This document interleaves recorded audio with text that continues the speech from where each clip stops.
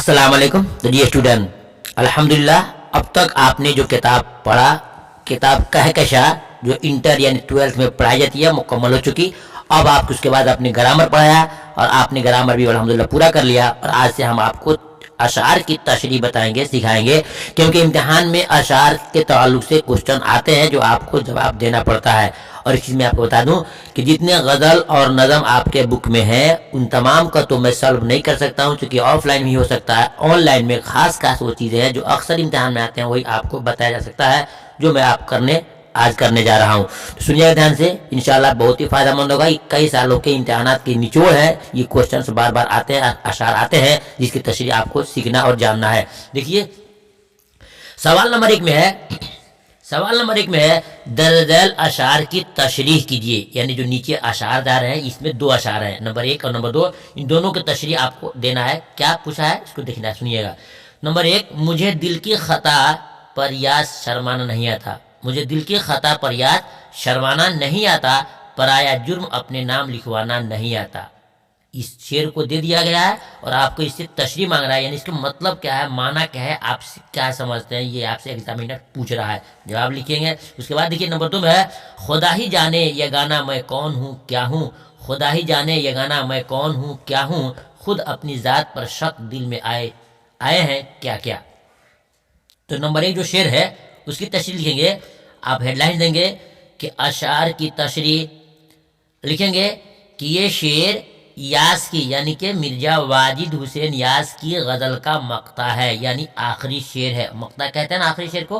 तो फिर लिखेंगे कि ये शेर मिर्जा वाजिद हुसैन यास की गज़ल का मक्ता है, यानी आखिरी शेर है। इस शेर में शायर ने यानी मिर्जा वाजिद हुसैन यास ने बयान किया है कि मुझे दिल की खता पर शर्म नहीं आती है। खता मने गलती।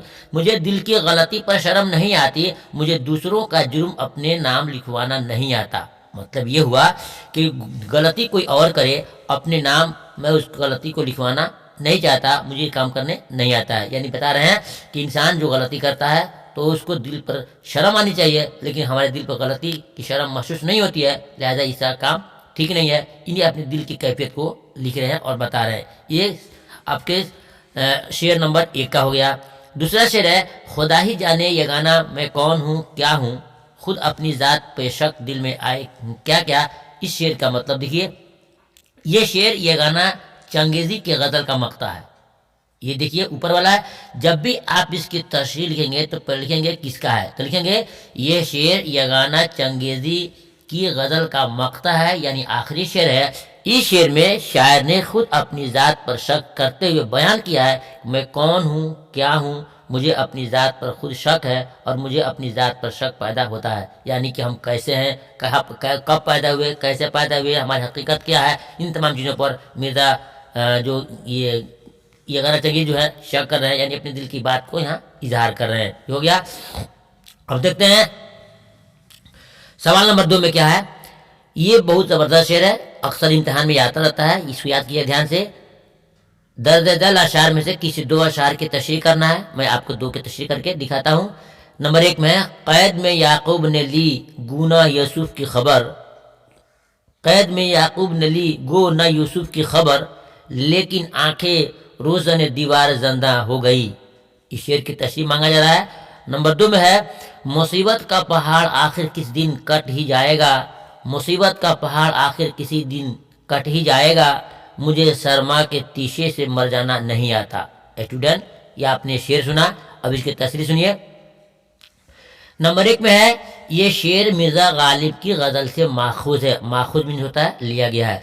ये शेर मिर्ज़ा गालिब की गज़ल से माखूज है, यानी लिया गया है। इस शेर में शायर ने बयान किया है कि जब यूसुफ अलैहिस्सलाम जेल में थे तो याकूब अलैहिस्सलाम ने यूसुफ की खबर न ली, लेकिन याकूब यूसुफ अलैहिस्सलाम के इंतज़ार में दरो दीवार को देखते रहे और उन्हें उनके आने की पूरी उम्मीद थी।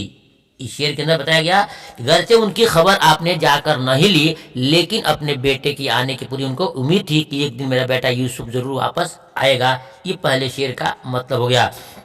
दूसरा शेर देखते हैं کہ جو لکھیں گے کہ یہ شعر یا گانا چنگیزی کی غزل سے ماخوذ ہے، ماخوذ مینس لیا گیا ہے۔ پھر سنیے، یہ شعر یا گانا چنگیزی کی غزل سے ماخوذ ہے۔